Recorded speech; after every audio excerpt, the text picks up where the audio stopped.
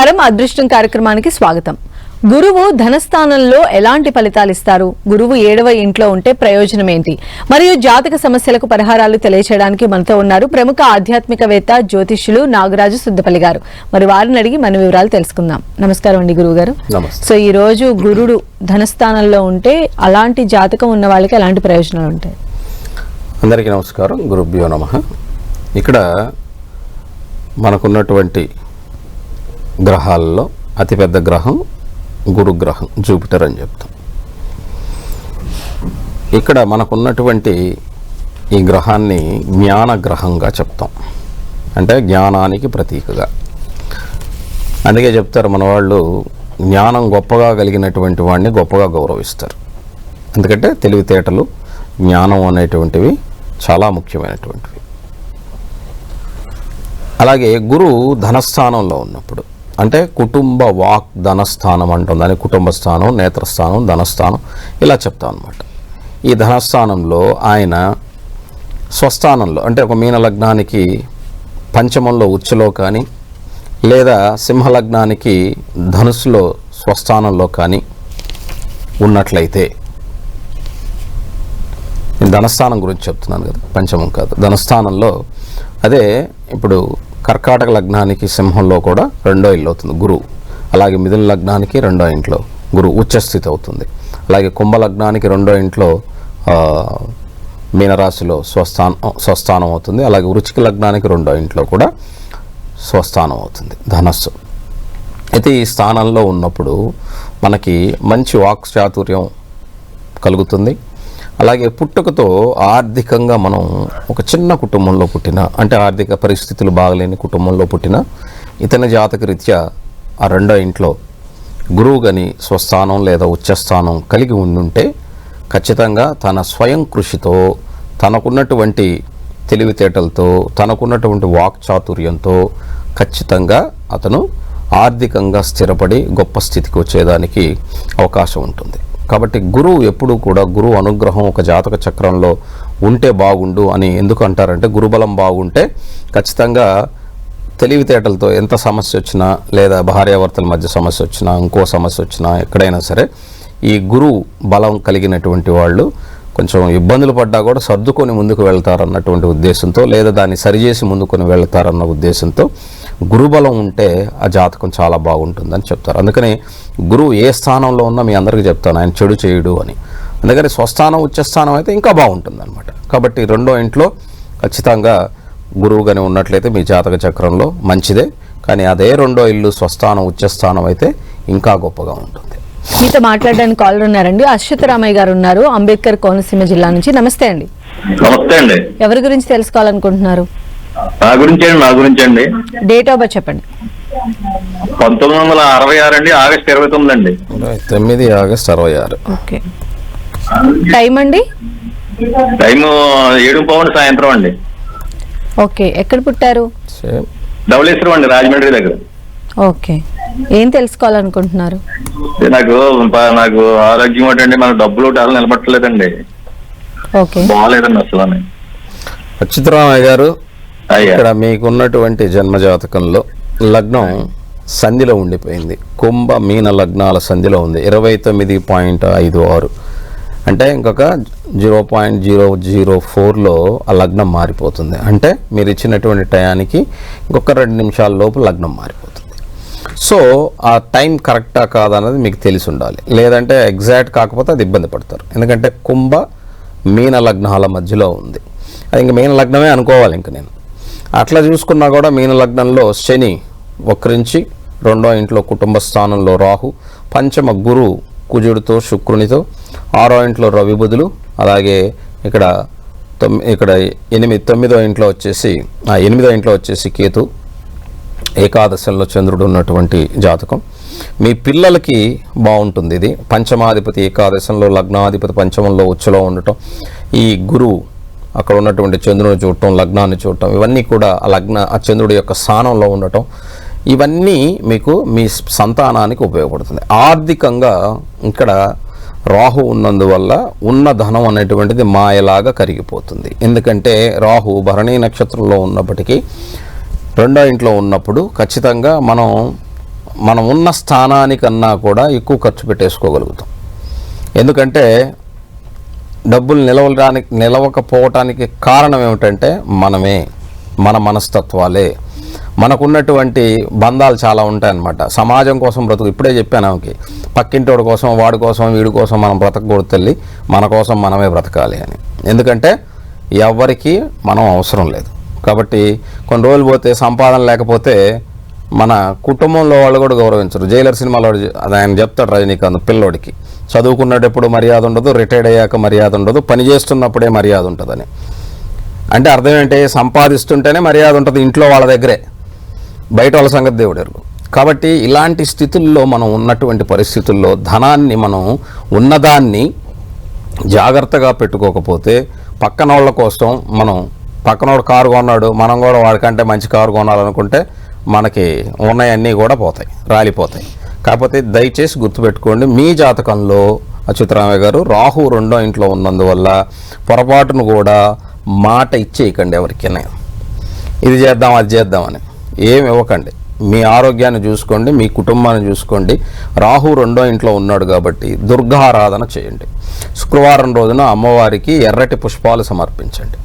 తద్వారా మీకు ఒక మంచి ఆలోచన లభించేదానికి, ఆవిడ యొక్క అనుగ్రహంతో మీకు ఒక దారి కనపడేదానికి అవకాశం ఉంటుంది. నెక్స్ట్ రేష్మ గారు ఉన్నారు ఒంగోలు నుంచి. నమస్తే అండి రేష్మ గారు. నమస్తే మేడం. ఎవరి గురించి తెలుసుకోవాలనుకుంటున్నారు?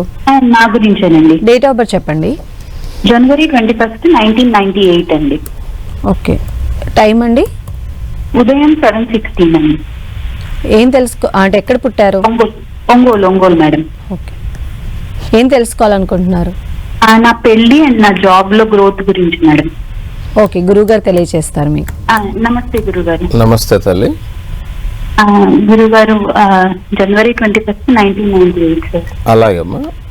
ఇక్కడ మీ లగ్నం మకర లగ్నం, రాశి వచ్చేసి మీది తులారాశి, నక్షత్రం స్వాతి నక్షత్రం 1వ పాదం. జన్మ లగ్నంలో లగ్న రవి, 2వ ఇంట్లో కుజ, కేతు, గురువు, దీన్ని కుజదోషంగా చెప్పబడుతుంది తల్లి. 3వ ఇంట్లో శని, అష్టమంలో రాహు, అలాగే జాతకంలో దశమంలో చంద్రుడు, అలాగే 12వ ఇంట్లో బుధ శుక్రుల యొక్క కలయిక. ఇక్కడ శుక్రుని యొక్క అనుగ్రహం తప్పనిసరిగా ఉండాలని అంటే ఈ షోలో చాలాసార్లు చెప్పాను. వివాహానికి శుక్రుడు ఖచ్చితంగా అనుగ్రహం ఉండాలి. కానీ మీ జాతకరీత్యా దోషం ఉన్నమాట నిజమే. ఎందుకంటే దానివల్లే ఇప్పుడు 98లో పుట్టారు మీరు, కొంచెం ఆలస్యం అవుతుంది కొంచెం. కానీ ఉద్యోగ విషయంలో గ్రోత్ చాలా బాగుంటుందమ్మా. ఎందుకంటే సప్తమాధిపతి దశమంలో ఉండటం ఇది మంచిది. ఎందుకంటే చంద్రుడు 10వ ఇంట్లో ఉన్నాడు కాబట్టి ఖచ్చితంగా ఉద్యోగంలో ఉన్నతిని కలగజేస్తాడు, అందులో ఎటువంటి ఇబ్బంది లేదు. కాకపోతే 2వ ఇంట్లో ఉన్నటువంటి కుజుడు, అలాగే 12వ ఇంట్లో ఉన్నటువంటి శుక్రుని యొక్క దీనివల్ల పంచమాధిపతి ఇక్కడ 12వ ఇంట్లో ఉన్నాడు కాబట్టి సంతానం ఆలస్యం అవుతుంది. కాబట్టి ముందు ఉద్యోగాన్ని ఇస్తాడు, ఉద్యోగంలో ఉన్నతి ఉంటుంది. మరి వివాహం ఎప్పుడవుతుంది సార్ అంటే వివాహానికి ఇంకా 2 సంవత్సరాల సమయం ఉందమ్మా. ఒకవేళ ముందుగా జరిగితే ఆ వివాహం సమస్యలమయంగా ఉంటుంది, అందులో ఇబ్బంది కలుగుతుంది. కాబట్టి వివాహంలో సమస్య అనేది ఉన్నది. ఒక 2 సంవత్సరాల పాటు ఆ సమస్య ఇబ్బంది కలుగుతుంది. కానీ ఉద్యోగంలో మాత్రం మీకు మంచి ఉన్నతమైనటువంటి స్థితి ఉన్నది. ఆ ఉద్యోగంలో ముందుకు వెళ్ళటానికి కావాల్సినటువంటివి ప్రయత్నం చేయండి. మీకు ఉద్యోగ ఉన్నతి, అలాగే ధనానికి సంబంధించి ఇప్పుడే చెప్పాను, గురువు 2వ ఇంట్లో ఉంటే మేలు చేస్తాడని. ఖచ్చితంగా మీకు అది మేలు అవుతుంది ధనపరంగా. అయితే వివాహపరంగా కొంచెం ఆలస్యం, ఆ వివాహంలో సమస్య అనేది ఉన్నది. కాబట్టి కాలం ప్రతిదానికి సమాధానం చెప్తుంది, అందుకే వేచి చూడాలి. అంతేగాని మన వాళ్ళు ఏం చెప్తారంటే పరిహారం చేసేస్తే అయిపోతుంది. పరిహారం చేస్తే ఎక్కడికి పోతుంది? పరిహారం చేస్తే ఎక్కడికి పోదు. మనం వాయిదా వేసినట్టు ఆ పనిని వాయిదా వేసినా కూడా ఆ పని మళ్ళీ చేయాలంటే ఎంత అవుతుంది? ఈ రోజున కొనాల్సిన బంగారం ఈరోజే కొన్నాం అనుకోండి, అది తక్కువకి వస్తుంది. ఒక 10 రోజుల తర్వాత కొందాంలే, ఇక్కడ వడ్డీ డబ్బులు వస్తాయి అనుకుంటే వడ్డీ కంటే ఎక్కువ పెరిగిపోద్ది కదా. కాబట్టి దానివల్ల ఇబ్బంది ఏంటంటే ఎప్పుడు పని అప్పుడు చేయాలి. ఒక్కొక్కసారి కాలం సమయంతో పాటు, అంటే సమయంలో మనకి సమస్య అనేది పరిష్కారం జరుగుతుంది. కాబట్టి వెయిట్ చేయాల్సిందే తప్ప దానికి పరిహారం చేసి ముందుకు తీసుకెళ్దాం అనుకునేటువంటి వాళ్ళు దానికి డబల్ త్రిబుల్ తర్వాత కట్టి తీరాలి. అది చాలామందికి తెలియదు. ఎందుకంటే ఖగోళ విజ్ఞానం, వేద జ్యోతిష్యంలో, అంటే వేదాల్లో, ఋగ్వేదంలో వేదాంగంగా చెప్పబడినటువంటి జ్యోతిష్యంలో పరిహారాల పేరు మీద ఎక్కడ ఏమీ చెప్పలేదు. ఎక్కడ చెప్పారో నాకు ఎవరన్నా చెప్తే చూపించాలి ప్రమాణం. కానీ తర్వాత కాలంలో వరాహ మిహిరాచార్యులు వారు కావచ్చు, ఇంకొకళ్ళు కావచ్చు, ఏం చేశారంటే మానవులకి ఆత్మస్థైర్యం నిలబెట్టేందుకు భగవంతుడి మీద ఉన్నటువంటి నమ్మకం భయంగా మార్చారు. భయంగా ఉండకూడదు, ఇది చేయకపోతే దేవుడు నన్ను ఏదో శపిస్తాడు. ఎందుకు శపిస్తాడు? ఎందుకుంటుంది? చాలామంది ఈ భయాన్ని క్రియేట్ చేసి ఆ భయంలో వాళ్ళు బాగా బ్రతుకుతున్నారు. కానీ భయాన్ని క్రియేట్ చేసి ఆ భయంలో ఉండేవాడిని మాత్రం బాధ పెడుతున్నారు. కాబట్టి దయచేసి గుర్తుపెట్టుకోండి, భగవంతుడు ఎవడి మీద పగబోనాడు నాయన, ఇది తెలుసుకోండి. భగవంతుడు రక్షకుడుకు మాత్రమే. నీకున్నటువంటి విశ్వాసం నిన్ను రక్షిస్తుంది, అదే భగవంతుడు. నిన్ను శిక్షించదు అది. కానీ మనం చేయాల్సిన పని ఏదైతే ఉందో దాన్ని ఖచ్చితంగా చేసి తీరాలి, లేదా అనుభవించి తీరాలి. అలా కాకుండా నేను ముందుగానే ఇది చేసేస్తా అది చేసేస్తా అంటే అది వేస్ట్. కాబట్టి కొంచెం ఒక 2 years మీ జాతకంలో చిన్న ఇబ్బంది ఉందమ్మా.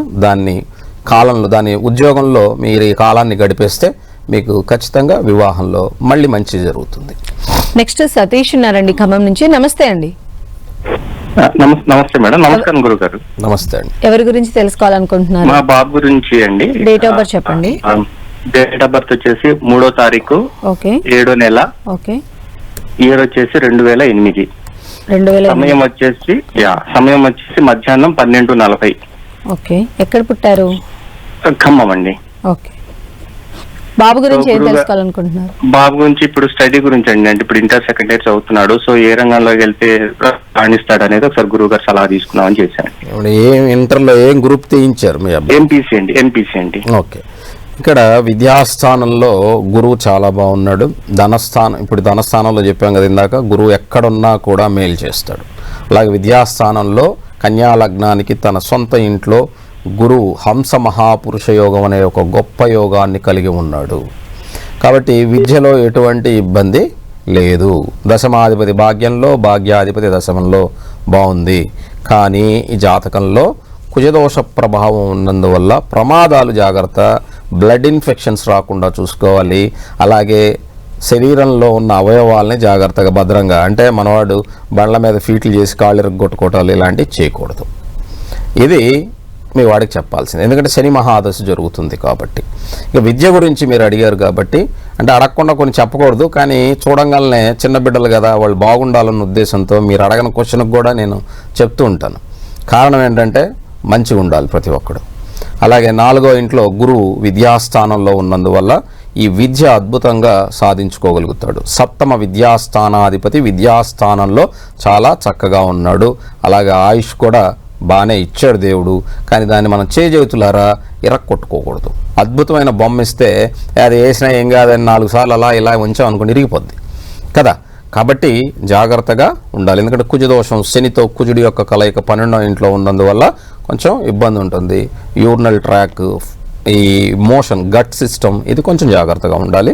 ఫీట్స్ చేసి కాళ్ళు చేతులు ఎరగొట్టుకోవద్దు, ఎందుకంటే శని మహాదశ జరుగుతుంది. ఇంజనీరింగ్లోనే అది కూడా ఇప్పుడు అడ్వాన్స్గా వచ్చేటువంటి రోబోటెక్ ఇంజనీరింగు, రోబోటెక్ టెక్నాలజీకి సంబంధించో వీటిల్లో మీ వాడిని ప్రయత్నం చేయమనండి. అద్భుతంగా ముందుకు వెళ్తాడు. ఎందుకంటే శని మహాదశ జరుగుతుంది. ఈ శని దశ 2042 వరకు ఉంటుంది. శని ఎంత కష్టపడితే, మెటల్స్లో కష్టపడితే, లేదా మెటల్ ఇంజనీరింగ్ అని ఉంటుంది, మెటల్ ఇంజనీరింగ్, మెటల్స్ మీద ఇంజనీరింగ్ ఉంటుంది, దాంట్లో అయినా సరే మీ వాడిని ముందుకు పంపించండి. రోబోటెక్ కానీ మెటల్ ఇంజనీరింగ్లో కానీ ముందుకు పంపించండి. తప్పకుండా శని మహాదశ అతనికి యోగవంతంగా ఉంటుంది.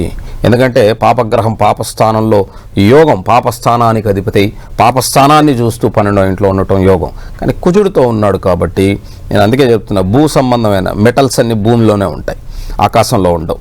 కాబట్టి దానికి సంబంధించిన విద్య అయితే మీ వాడికి ఇంకా బాగుంటుంది. కాబట్టి ఆలోచించండి.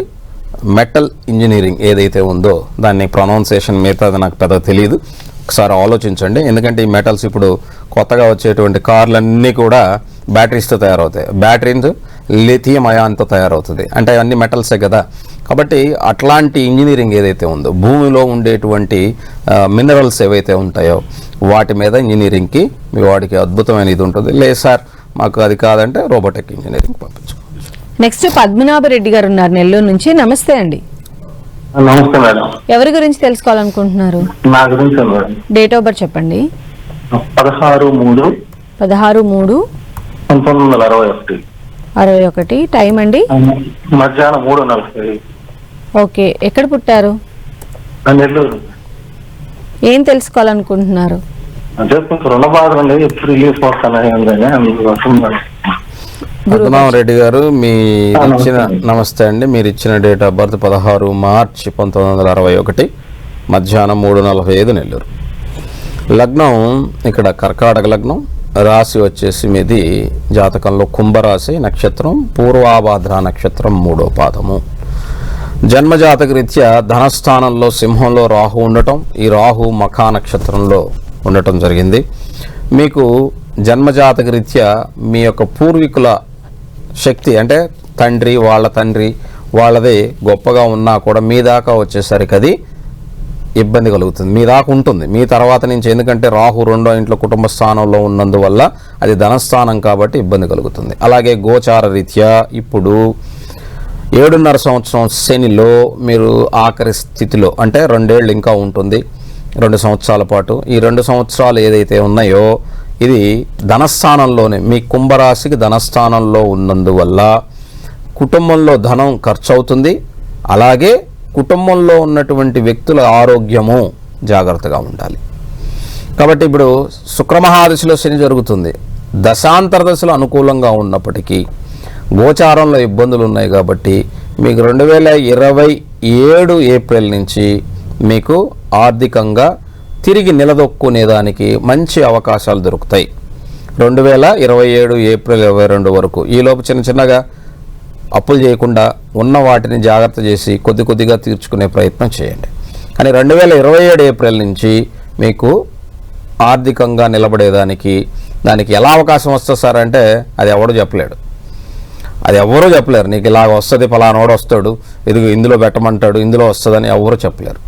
కాకపోతే ఒక చూచాచాయిగా మీకు నేను ఒక గైడ్ చేయగలను. ఇక్కడున్న అంటే నా విద్య ఇంతే, మిగతా సంగతి నాకు తెలియదు, నాకు వచ్చిన విద్య ఇంతే. నేను అతిశయోక్తిగా నేను చెప్పను. శుక్రమహాదశలో బుధుని అంతర్దశలో మీకు అవకాశం లభిస్తుంది. ఆ అవకాశం లభించినప్పుడు తప్పకుండా మీరు మీ యొక్క రుణ బాధల నుంచి బయటపడేదానికి అవకాశం ఉంటుంది. కానీ ఈలోపు కిడ్నీ సంబంధమైన ఇబ్బందులు రాకుండా జాగ్రత్త, అంటే యూరినల్ ట్రాక్, యూరినల్లో ఇన్ఫెక్షన్ అవి రాకుండా, గట్ సిస్టంలో ఇబ్బంది రాకుండా చక్కగా నీళ్ళు ఎక్కువ తీసుకోండి.